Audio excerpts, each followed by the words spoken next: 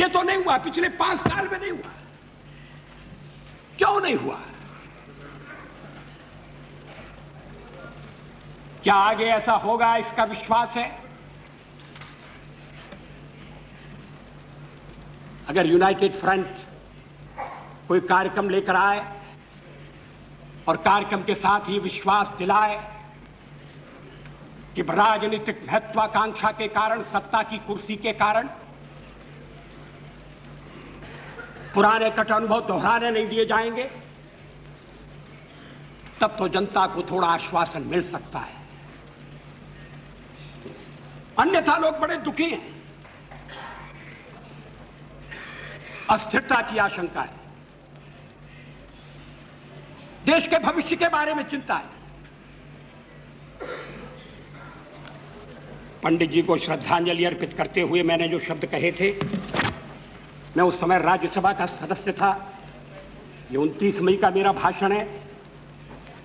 मैंने कहा था, मैं उद्धृत कर रहा हूं सभापति जी, कि स्वतंत्रता के नेहरू जी सेनानी और संरक्षक थे, आज वह स्वतंत्रता संकटापन्न है।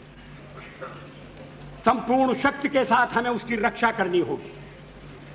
जिस राष्ट्रीय एकता और अखंडता के वे नायक थे, आज वह भी विपदग्रस्त है। हर मूल्य चुकाकर हमें उसे कायम रखना होगा।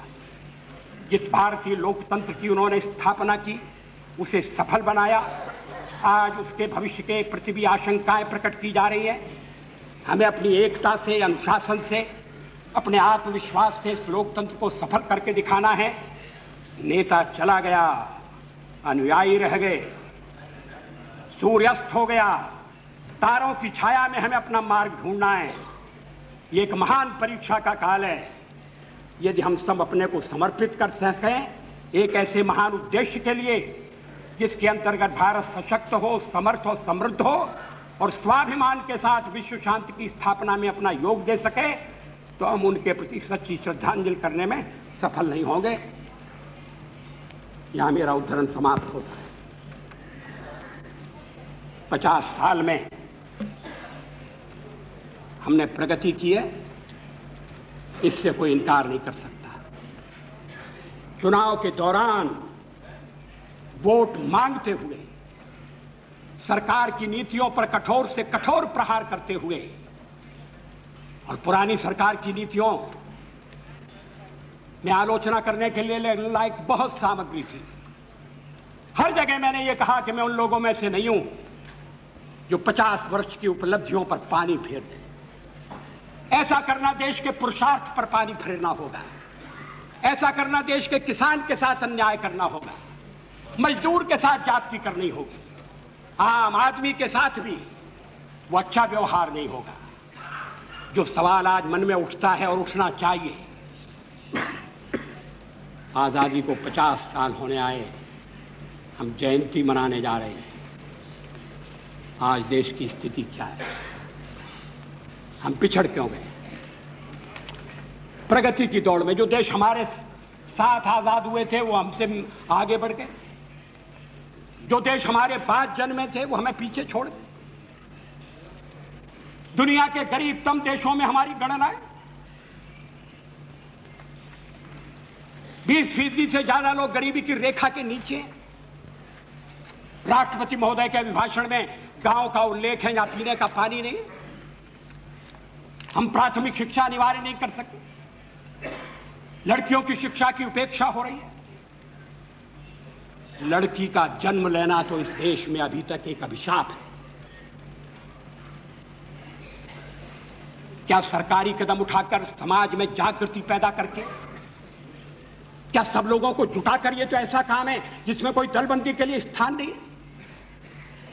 हम देश का नक्शा नहीं बदल सकते थे। देश में साधनों की कमी नहीं है, और साधनों की अगर कमी है तो उसको ठीक ढंग से प्राप्त किया जा सकता है, साधन बढ़ाए भी जा सकते हैं। लेकिन जो साधन हैं उनका ठीक उपयोग नहीं हो रहा। जनता के ऊपर टैक्स लगाकर जो धन इकट्ठा किया जाता है उसका लाभ जनता तक नहीं पहुंचता, आम आदमी तक नहीं पहुंचता। कहां जाता है? किसकी जेब भरी जाती है? किसकी तिजोरी में वो रकम जाती है? विदेशी बैंकों में धन जाने का सिलसिला अभी तक क्यों कायम है? उसको रोकने के लिए क्या कदम उठाए गए? हम विदेशी पूंजी के लिए प्रयत्नशील हैं। विदेशी पूंजी आए, और अगर विदेशी पूंजी आती है अच्छे ढंग की टेक्नोलॉजी के लिए, इंफ्रास्ट्रक्चर के लिए, आयात निर्यात को बढ़ाने के लिए, तो कोई आपत्ति नहीं करेगा। मुझे विश्वास है कि हमारे कम्युनिस्ट मित्र भी आपत्ति नहीं करेंगे। लेकिन क्या देश के भीतरी साधनों का अधिकतम उपयोग हो रहा है? क्या यह सच नहीं है कि भ्रष्टाचार एक राष्ट्रीय रोग बन गया है? मुझे याद है स्वर्गीय राजीव गांधी ने एक भाषण में कहा था कि मैं दिल्ली से 1 रुपया भेजता हूं, मगर जहां रुपया भेजता हूं वहां पहुंचते पहुंचते 19 पैसे रह जाते हैं। मैंने उनसे कहा कि ये चमत्कार कैसे होता है? वो हंसकर कहने लगे कि जब रुपया चलता है तो घिसता है। रुपया घिसता है, हाथ में लगता है, जेब में जाता है, छोटा हो रहा है। रुपए को पहचानना मुश्किल है।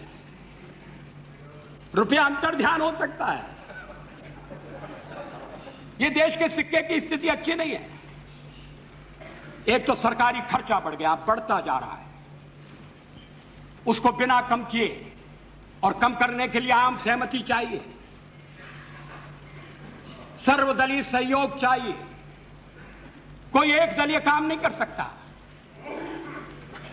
हाँ, हमारे पुराने प्रधानमंत्री नरसिंह राव जी अगर अपने को स्थिर करने के बाद इस दिशा में थोड़ा प्रयत्न करते तो सफल होते, लेकिन वो कुछ ऐसे कामों में उलझे रहे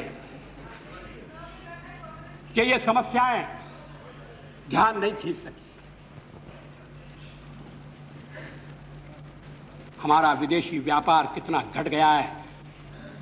शताब्दी के प्रारंभ में 10% था, फिर बाद में 2.5% रह गया, और अब 0.5%। ये वस्तुस्थिति है, ये आलोचना के लिए नहीं कही जा रही। दुनिया वाले हमें अलग अलग पार्टियों के रूप में नहीं देखते। हमारे पड़ोसी हमें भेद नहीं करते। हम कभी विफल होते हैं, दुनिया हंसती है। हमारे पड़ोसी हम पर छींटाकशी करते हैं। थोड़ा बहुत हम लड़े, इसमें कोई आपत्ति नहीं है, लड़ना चाहिए। मुंडे मुंडे मतिर भन्ना, अपनी बात निर्भीकता से कहना चाहिए। लेकिन कुछ मूल्य ऐसे हैं, जीवन मूल्य ऐसे हैं जिनके साथ समझौता नहीं हो सकता, और उसमें है राजनेताओं की ईमानदारी का सवाल।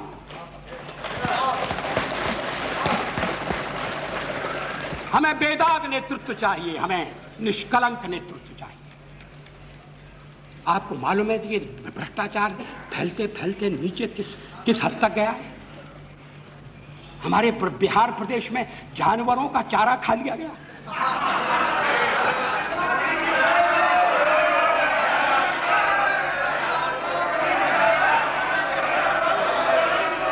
जांच हो रही है, मैं उसमें जाना नहीं चाहता।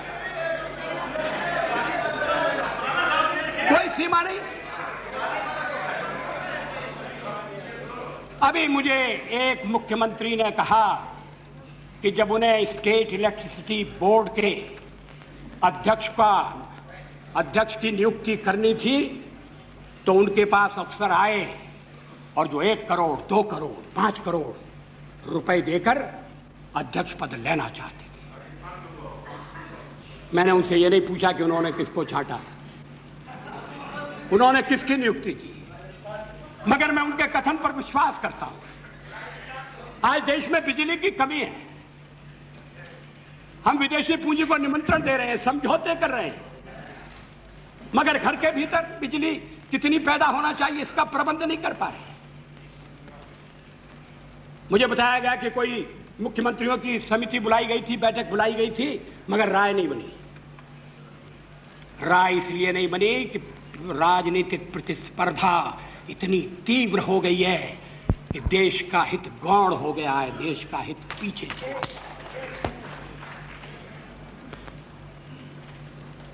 8वीं योजना के अंतर्गत 33,000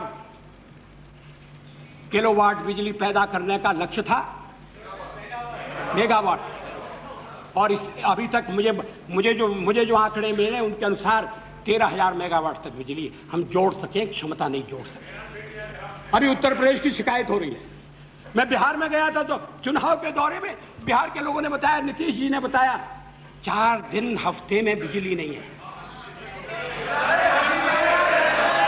मैं नहीं जानता ये कहां तक है।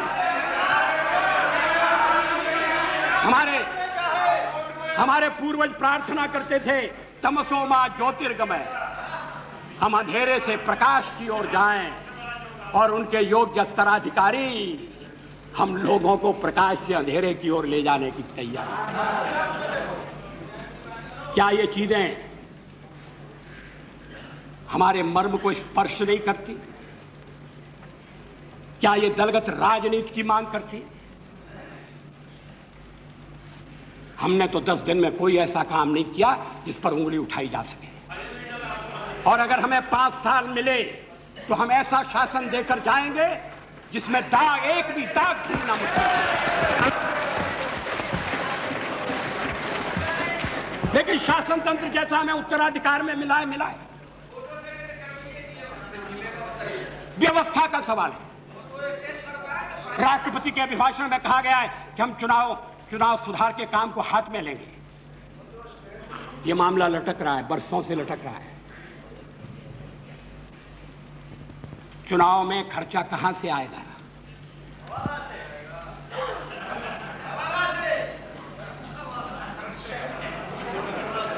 चुनाव लड़ने के लिए अगर काला धन लिया जाएगा तो फिर चुनाव के बाद उस काले धन से मुक्ति नहीं है। बदलने की जरूरत है। गोस्वामी कमेटी बनी, स्टेट फंडिंग का तय हो गया, सिफारिश सामने आ गई। पिछले अधिवेशन में, लोकसभा के पिछले अधिवेशन में, जब पुरानी सरकार थी, गृह मंत्री चव्हाण ने विरोधी दलों की नेताओं की बैठक में आकर कहा कि सरकार ने सिद्धांततः पब्लिक फंडिंग का प्रस्ताव मान लिया, कैबिनेट के पास गया है, हम चुनाव के पहले लागू कर देंगे। क्या हुआ? उस प्रस्ताव का क्या हुआ? कैबिनेट की मीटिंग हुई या नहीं हुई? बहुत बड़ी सिफारिश नहीं है, उससे सारे चुनाव प्रणाली के दोष दूर हो जाएंगे, ये मैं दावा नहीं करता। उसके भी कई पहलू हैं, मगर एक कदम था, उसको उठाना चाहिए था। कभी कभी ऐसा लगता है कि कुछ मित्रों का जो वर्तमान भ्रष्ट प्रणाली है, महंगी प्रणाली है, उसमें स्वार्थ है, ये चलने दो, ये तो नहीं होना चाहिए। काले धन से चुनाव नहीं लड़े जाने चाहिए, इसका प्रबंध किया जाना चाहिए, कठोर से कठोर कदम उठाना चाहिए। हम इसमें साथ देने के लिए तैयार हैं। अगर हम स्वयं उठाएं तो आपको साथ देने के लिए तैयार होना चाहिए। बरसों से लोकपाल बिल धूल खा रहा है। क्या प्रधानमंत्री कानून के ऊपर है? अगर प्रधानमंत्री के ऊपर आरोप लगेगा, अगर प्रधानमंत्री से किसी को शिकायत हो, वो कहां जाए, किसका दरवाजा खटखटाए? बरसों तक इसी बात पर चर्चा होती रही कि लोकपाल की परिधि में प्रधानमंत्री आना चाहिए या नहीं आना चाहिए। ये ठीक है कि उस दिन नरसिंह राव जी ने कहा था, तो मैंने कहा था कि मैंने क्लियरेंस दे दिया, प्रधानमंत्री का आप समावेश कर लें। लेकिन मैंने पूछा बिल कहां है? बिल नहीं आया। और मामलों पर अध्यादेश, सदन स्थगित होने के बाद और मामलों पर अध्यादेश जारी करने के लिए यह सरकार तैयार हो गई। ऐसे मामलों पर जिनका संबंध वोट बढ़ाने से था, वोट बैंक की राजनीति, इस मामले में नहीं। इस मामले में भी अध्यादेश लाया जा सकता था। उस दिन मेरे मित्र इस बात की शिकायत कर रहे थे कि अदालतें बहुत ज्यादा हस्तक्षेप कर रही हैं। शायद कॉमरेड इंद्रजीत गुप्ता थे। जुडिशियल एक्टिविज्म,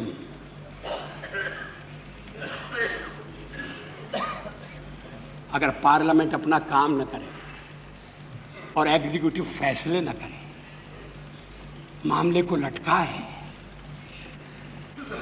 और जब प्रधानमंत्री से पूछा जाए कि आप निर्णय क्यों नहीं करते, तो उनका उत्तर यह हो कि निर्णय न करना भी एक निर्णय है। मैं समाचार पत्रों में जो कुछ छपा है उसके आधार पर कह रहा हूं। अगर वो ठीक नहीं छपा तो नरसिंह राव जी उसे ठीक कर देंगे। निर्णय न लेना भी एक निर्णय है। अब ये कर्मयोग की स्थिति, कैसे देश चलेगा?